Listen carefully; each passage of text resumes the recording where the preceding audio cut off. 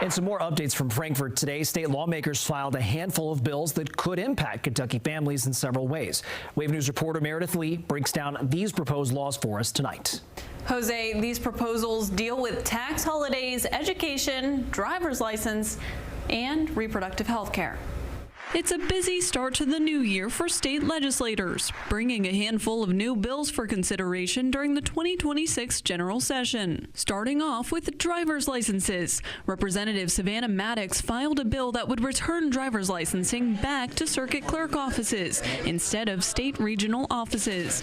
House Bill 162 claims the previous switch to the regional model created problems with accessibility and reliable service and longer wait times. Next, reproductive health. House Democratic Caucus Chair Lindsey Burke filed House Bill 23, aimed at protecting medical privacy and preventing criminalization of reproductive health care. The bill does not change existing abortion laws, but it does clarify that researching abortion, assisting with travel, providing information, or offering medical support related to pregnancy and reproductive health cannot be grounds for investigation or punishment.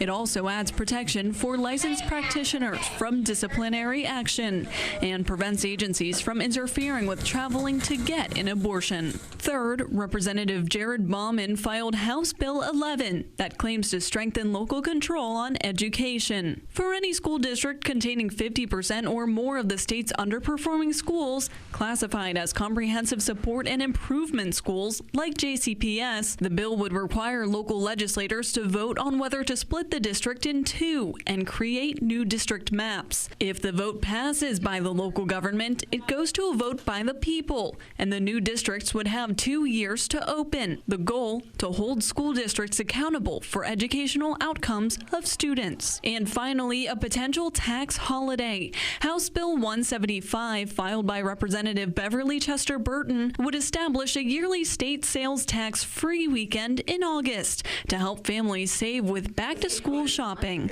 Items like clothing and personal goods would need to fall under specific price limits, but would apply to both in-store and online sales.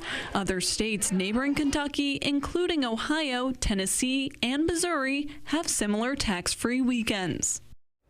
And you can find more about all the bills that lawmakers are considering on our website. Meredith Lee, Wave News.